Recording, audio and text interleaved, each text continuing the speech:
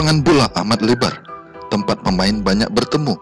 Bersabar ketika belajar, itulah kunci mendapat ilmu.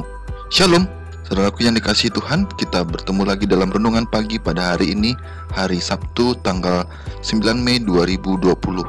Mari kita mulai dengan berdoa bersama-sama. Tuhan yang baik, terima kasih untuk segala kasih karunia-Mu bagi kami, atas segala berkat-Mu yang kami rasakan, atas segala nikmat yang tiada tara yang Kau berikan bagi kami. Terima kasih Tuhan, biarlah ini menjadi bekal bagi kami untuk tetap setia padamu, menjalani hidup ini dengan giat dan semangat, penuh sukacita dan rasa syukur tanpa batas atas segala kemurahan-Mu. Tuhan, kami akan belajar firman-Mu, biarlah firman ini menuntun kami lebih dekat pada kehendak-Mu saja dan menyembah Engkau selalu dalam hidup kami, membawa orang-orang bertobat dan memuliakan Engkau. Terima kasih Bapa atas segalanya. Di dalam nama-Mu Yesus Kristus, Tuhan dan penebus kami berdoa dan mengucap syukur selalu. Amin. Umat Tuhan yang terbaik, renungan pagi kita pada hari ini berjudul Anda tidak akan membuat Tuhan letih. Kita baca ayat hafalan bersama-sama.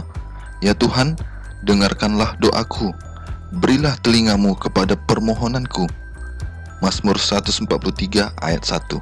Biarlah jiwa diulurkan dan ditinggikan supaya Allah memberi kepada kita napas suasana surgawi.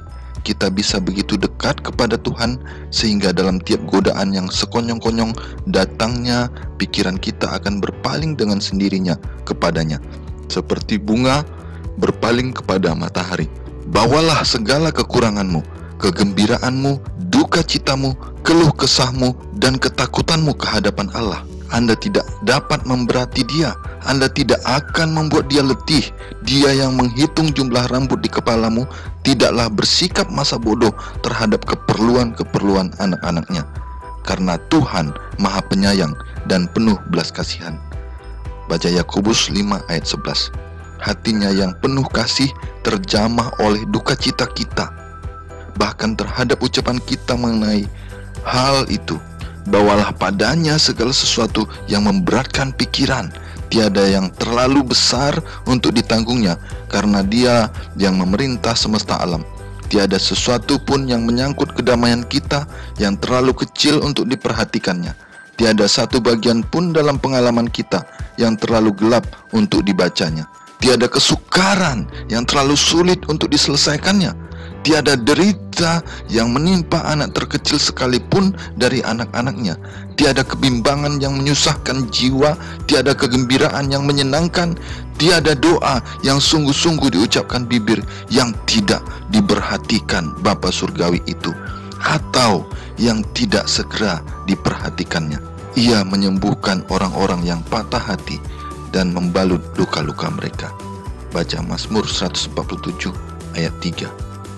Hubungan antara Allah dengan tiap-tiap jiwa adalah jelas dan sempurna, seolah-olah tidak ada lagi jiwa lain di dunia ini untuk menikmati penjagaannya, dan tiada jiwa lain untuk mana Dia memberikan anaknya yang tunggal itu.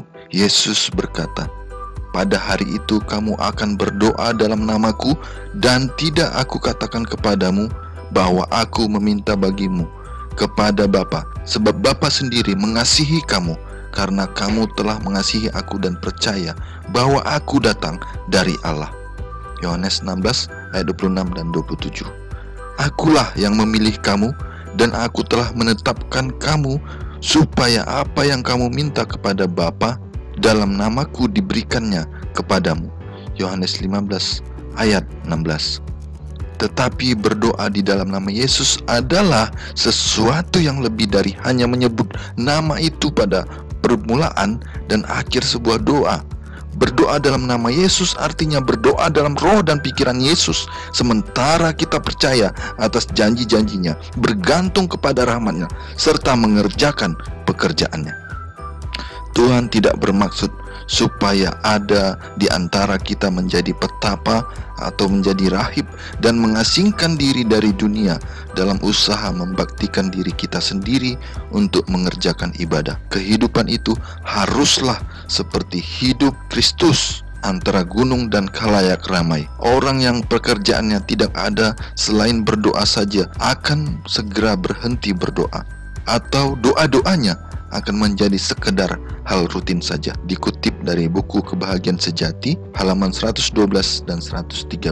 Saudaraku yang dikasihi Yesus, sebuah ilustrasi tentang seorang anak muda yang berdiri di tepi pantai seorang diri dan dia merasa kesepian. Saat itu dia datang kepada Tuhan berdoa, memohon bimbingannya, pertolongannya, dan kekuatan Tuhan untuk meneguhkannya dalam setiap langkahnya. Kemudian dia berjalan ke depan di tepi pantai itu dan melihat ke depan sangat kosong dan hampa. Akhirnya dia duduk, lalu dia bertelut dan berdoa, memohon bimbingan Tuhan supaya dia bisa melewati jalan yang kosong dan hampa tersebut. Suatu saat, lalu ada batu yang dilempar dari belakang mengenai kepalanya pada saat dia sedang berdoa. Lalu dia selesaikan doanya dan dia mengatakan, Tuhan, mengapa aku sudah sendiri tapi aku tetap dihina, dikejar, disakiti? Apa salahku hidup bersamamu, Tuhan? Lalu dia memohon supaya Tuhan lebih lagi melindunginya. Kemudian beberapa saat lamanya dia tetap lanjut dalam doa, namun dia merasakan tidak ada lagi batu. Ketika dia selesai berdoa, sebuah batu terlempar lagi. Sebuah batu jatuh lagi di sampingnya dan tidak mengenainya. Dia terkejut dan merasa mengapa mereka meleset melemparnya. Tetapi dia mendengar di belakang samar-samar dan semakin pasti ada bunyi batu yang terlempar. Lalu dia melihat ke belakang. Ternyata Tuhan Yesus ada di belakangnya, menghadapi segala batu yang dilempar ke arahnya dan mengenai Yesus. Lalu Yesus berpaling kepadanya. Maafkan saya, mungkin ada batu yang terlepas dari saya yang mengenai engkau, tapi percayalah, aku ada untukmu. Saudaraku, itulah bentuk kasih Tuhan pada kita. Tuhan melebihi kita dalam segala penderitaan kita.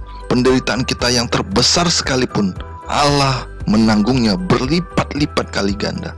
Oleh karena itu, jangan pernah letih, jangan pernah menyerah, jangan pernah menyalahkan Tuhan. Tetap berjuang, memohon bimbingan Tuhan, dan percayalah bahwa Tuhan ada untuk kita. Kiranya nama Tuhan dimuliakan.